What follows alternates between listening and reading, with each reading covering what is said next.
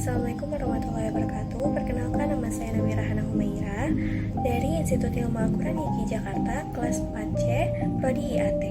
Saya akan memaparkan sedikit penjelasan tentang Al-Muwatta karya Imam Malik dan Musnad Abu Hanifah untuk memenuhi tugas akhir semester dalam mata kuliah kajian kitab hadis.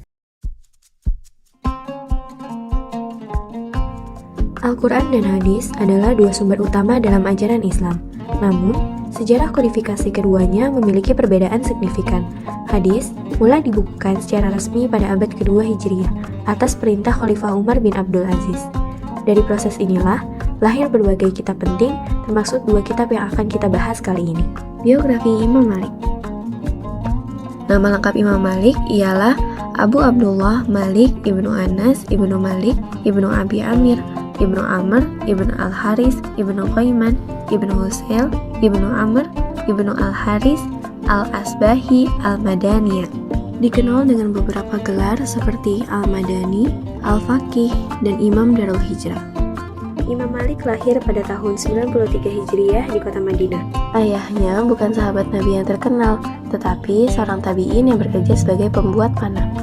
Informasi tentang ayahnya sangat sedikit, sementara itu, kakek buyutnya adalah seorang tabi'in besar yang dikenal pada zamannya.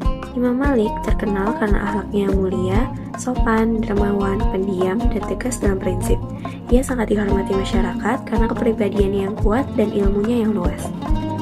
Baginya, Madinah bukan hanya sekedar tempat tinggal, tetapi juga simbol spiritualitas dan kedekatan dengan Nabi Muhammad SAW. Ia menganggap hidup di Madinah sebagai bentuk penghormatan kepada warisan kenabian. Imam Malik wafat pada 12 Rabiul Awal tahun 179 Hijriah dalam usia 87 tahun. Ia dimakamkan di pemakaman Baqi, tepatnya di Madinah. Kitab Al-Muwatta adalah salah satu karya besar dari Imam Malik, yaitu kitab hadis tertua dan paling dihormati. Disusun berdasarkan sistematika fikih, kitab ini mencakup hadis marfu, asar sahabat, pendapat tabi'in. Imam Malik menyaringnya dari ribuan hadis, hanya memasukkan yang paling kuat menurut sanadnya. Kitab ini diakui oleh ulama besar seperti Imam Syafi'i yang menyebutnya sebagai kitab paling sahih setelah Al-Quran. Al-Muwatta juga menjadi rujukan utama dalam mazhab Maliki. Kitab Al-Muwatta adalah kitab hadis yang menguraikan fikih secara sistematis. Pada awal pembahasan, Muhammad Fuad Abdul Baqi mentahqiqkan pendapat para ahli hadis tentang Al-Muwatta, seperti Asy-Syafi'i, Ahmad bin Hambal, dan Al-Bukhari. Mengenai sanad yang terdapat dalam Al-Muwatta, Al-Bukhari mengatakan sanad yang sahih dalam periwayatan hadis Al-Muwatta adalah dari Nafi Maula bin Umar. Tidak ada ungkapan yang jelas mengenai metode yang digunakan oleh Imam Malik pada kitab Al-Muwatta ini. Tetapi, analisis kitab Al-Muwatta menunjukkan bahwa metode pembukuan hadisnya berdasarkan klasifikasi hukum Islam, dengan mencantumkan hadis marfu, mauquf, dan maqtu di dalamnya. Dalam hal penamaan kitab Al-Muwatta, Imam Malik adalah orang pertama yang memberi namanya. Hanya saja, ada beberapa pendapat yang muncul tentang mengapa kitab ini dinamakan Al-Muwatta. Di antaranya, ada yang berpendapat bahwa kitab ini memudahkan banyak umat Islam dalam memilih dan menjadi pegangan hidup dalam beraktivitas dan beragama. Pendapat yang lainnya menyatakan kitab ini dinamakan Al-Muwatta karena Al-Muwatta adalah perbaikan dari kitab-kitab fikih sebelumnya. Dan isi kitab ini menghimpun hadis Nabi, pendapat sahabat, qaul tabi'in, ijma' ahlul Madinah, dan pendapat Imam Malik sendiri. Para ulama berbeda pendapat tentang jumlah hadis yang terdapat dalam Al-Muwatta. Di antaranya, pendapat Ibnu Habab yang dikutip Abu Bakar Ar-Rabi dalam Syarah At-Tirmizi menyatakan ada 500 hadis yang disaring dari 1000 hadis. Selanjutnya, Muhammad Syuhri Ismail menyatakan kitab Al-Muwatta berisi 1804 hadis. Selanjutnya, Muhammad Fuad Abdul Baqi mengatakan kitab Al-Muwatta berisi 1824 hadis. Sebab banyaknya pendapat yang berbeda ialah adanya sumber periwayatan dan penghitungan yang berbeda. Ada ulama hadis yang menghitung hadis hanya berdasarkan jumlah hadis yang disandarkan kepada Nabi. Tetapi ada juga ulama yang menghitung hadis dengan menggabungkan fatwa tabi'in yang memang ada di dalam kitab Al-Muwatta. Sistematika kitab Al-Muwatta ini sesuai dengan bab-bab fikih, sebagaimana yang telah ditahqiq oleh Muhammad Fuad Abdul Baqi pada awal pembahasan. Sebelum masuk ke pokok pembahasan, dipaparkan terlebih dahulu tentang pendapat para ahli hadis tentang Al-Muwatta, seperti Asy-Syafi'i, Ahmad bin Hambal, dan Al-Bukhari. Mengenai sanad yang terdapat dalam Al-Muwatta, Al-Bukhari mengatakan sanad yang sahih dalam periwayatan hadis-hadis Al-Muwatta adalah dari Nafi Maula bin Umar.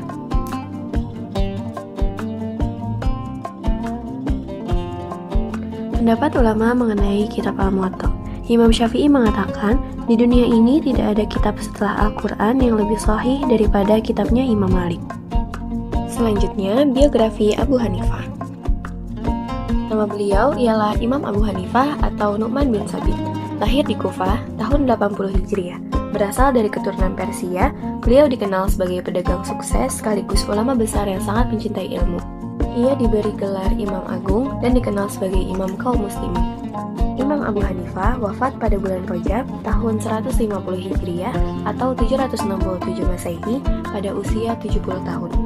Menurut catatan sejarah, tahun di mana wafatnya Imam Abu Hanifah adalah tahun yang sama dengan kelahiran Imam Syafi'i, sehingga orang-orang banyak menyebut pada waktu itu ialah tahun wafatnya Imam sekaligus tahun kelahirannya Imam.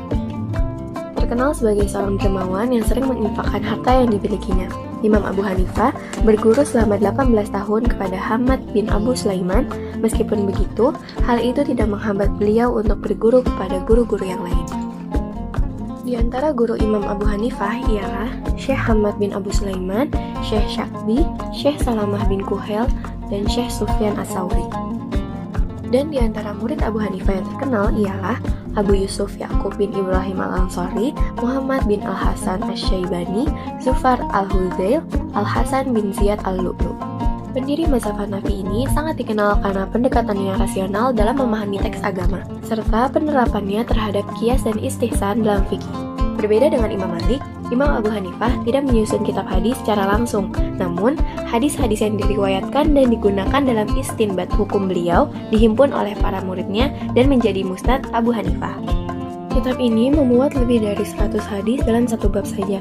Meski sempat diragukan oleh sebagian ulama klasik, ulama-ulama besar seperti Al-Khwarizmi dan Ibnu Hajar menegaskan bahwa kontribusi Abu Hanifah dalam hadis sangat besar dan tidak bisa diabaikan. Kepakaran dan keluasan Imam Abu Hanifah dalam ilmu hadis diakui oleh para ulama dari berbagai zaman. Meskipun hadis yang diriwayatkan oleh Imam Abu Hanifah tidaklah banyak karena beliau sangat berhati-hati dalam mengambil sanad hadis. Syekh Muhammad bin Ahmad As-Sarkashi mengatakan Imam Abu Hanifah adalah salah satu ulama yang paling ahli dalam ilmu hadis di zamannya. Riwayat hadis Imam Abu Hanifah sangatlah sedikit karena beliau sangat teliti dalam mengambil riwayat hadis. Sedikitnya riwayat hadis yang bersumber dari Imam Abu Hanifah bukanlah sebuah alasan untuk mengkritik beliau sebagai ulama mujtahid mutlak. Pada dasarnya, sangat banyak ulama zaman dahulu yang hanya sedikit meriwayatkan hadis karena faktor ketelitian dan kehati-hatian mereka. Menurut Ali Al-Qari dan Al-Khwarizmi, Musnad Abu Hanifah bukan hasil karyanya sendiri, melainkan ditulis para muridnya dan ulama yang datang kemudian. Ali Al-Qari menegaskan bahwa dalam bidang fikih, Abu Hanifah adalah yang pertama kali menyumbangkan karya yang sistematis. Namun demikian, hal itu bukan berarti memutuskan hubungan antara kitab itu dengan diri Abu Hanifah, bukan juga merupakan sebuah penghalang untuk menganggap kitab itu sebagai kontribusinya. Dalam tradisi tulis-menulis, kasus-kasus seperti itu sering kali terjadi. Salah satu contoh hadis yang ada di dalam kitab Musnad Abu Hanifah. Hadis ini digunakan dalam fikih untuk membolehkan tayamum dan wudu dengan mengusap sepatu saat berhadas kecil.